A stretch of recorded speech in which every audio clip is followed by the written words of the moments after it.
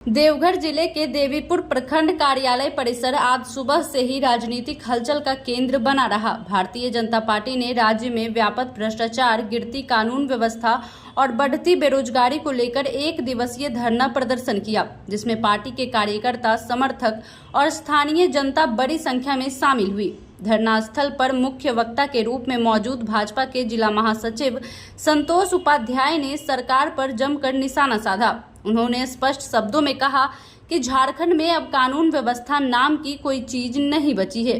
अपराध बेलगाम है, जनता असुरक्षित है और पुलिस प्रशासन मूक दर्शन बन बैठा है। संतोष उपाध्याय ने कहा, राज्य में भ्रष्टाचार अपने चरम पर है। आंचल कार्यालयों से लेकर जिला स्तर तक हर सरकारी दफ्तर में बिना लेन देन के कोई काम नहीं होता। आम जनता को हर छोटी बड़ी जरूरत के लिए दलालों का सहारा लेना पड़ रहा है। शासन का कोई भी विभाग इस व्यवस्था से अछूता नहीं है। उन्होंने आरोप लगाया कि राज्य सरकार की कथनी और करनी में भारी अंतर है। जिन वादों के सहारे मौजूदा सरकार सत्ता में आई, उन पर अब तक अमल नहीं हुआ। जनता ठगी हुई महसूस कर रही है और हर वर्ग खुद को ठगा महसूस कर रहा है, चाहे वह किसान हो, युवा हो, महिला हो या गरीब।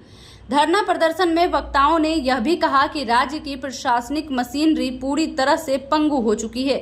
किसी भी योजना का लाभ सीधा जनता तक नहीं पहुंचता। योजनाओं में पारदर्शिता का पूरी तरह अभाव है और बिचौलियों का बोलबाला बढ़ता ही जा रहा है। वहीं धरना कार्यक्रम के दौरान कार्यकर्ताओं ने सरकार विरोधी नारे लगाए और यह मांग की कि राज्य सरकार जनता के हितों को प्राथमिकता दे, न कि अफसरशाही और भ्रष्ट व्यवस्था को। कार्यक्रम के बाद भाजपा प्रतिनिधियों ने प्रखंड कार्यालय के संबंधित अधिकारी को एक ज्ञापन सौंपा, जिसमें भ्रष्टाचार पर रोक लगाने, योजनाओं में पारदर्शिता लाने और बेरोजगारी को दूर करने के लिए ठोस कदम उठाने की मांग की गई है। ज्ञापन सौंपने के बाद संतोष उपाध्याय ने मीडिया से बात करते हुए कहा, हमारा यह प्रदर्शन किसी पार्टी विशेष के खिलाफ नहीं बल्कि जनहित में है। यह आम जनता की आवाज है, जिसे हम धरना के माध्यम से सरकार तक पहुंचा रहे हैं। अगर सरकार अब भी नहीं चेती तो पूरे राज्य में बड़ा आंदोलन होगा। संतोष उपाध्याय ने साफ कहा कि भाजपा केवल विरोध करने में विश्वास नहीं रखती, बल्कि समाधान का रास्ता भी दिखाती है। उन्होंने यह भी कहा कि आने वाले समय में पार्टी गांव-गांव जाकर लोगों को जागरूक करेगी और भ्रष्टाचार के खिलाफ बड़ा जन आंदोलन खड़ा करेगी। धरना स्थल पर मौजूद कार्यकर्ताओं ने बताया कि उन्हें हर योजना के लाभ के लिए रिश्वत देनी पड़ती है।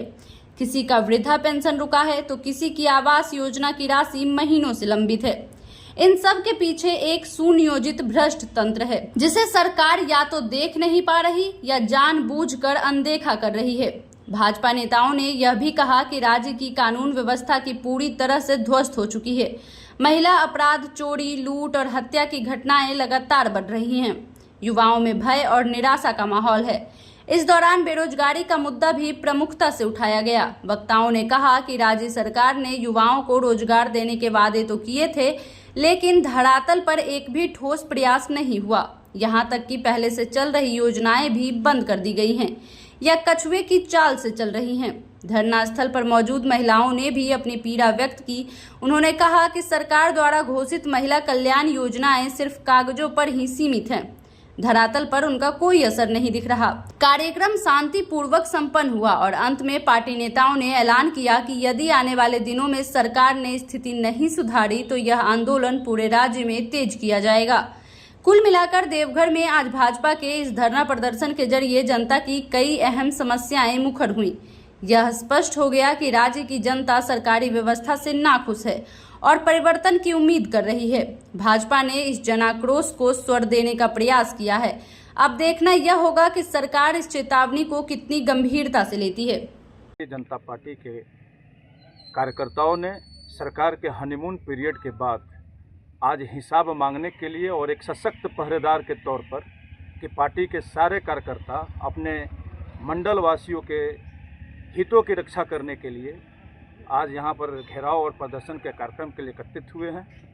इसके माध्यम से हम लोग झारखंड सरकार को और यहाँ के पदाधिकारियों को एक चेतावनी देने का काम कर रहे हैं कि अगर ये रवैया अगर ये लोग नहीं सुधारे तो भारतीय जनता पार्टी के कार्यकर्ता अपने ग्रामीणों के काम के लिए एक सशक्त प्रहरियों के तौर पर वो काम करेंगे और आगे से इन लोगों का एक इन्वेस्टिगेशन भी किया जाएगा कि जिस तरह से ये लोग किसी से भी पैसे सरेआम मांग रहे हैं, और हमारा ये अपील होगा आपके माध्यम से कि सारे लोगों को कि ये उनका एक स्टिंग ऑपरेशन भी करें, उनके हर बातों को रिकॉर्ड करके भारतीय जनता पार्टी के मंडल के अध्यक्ष के साथ संपर्क करें, पूरी की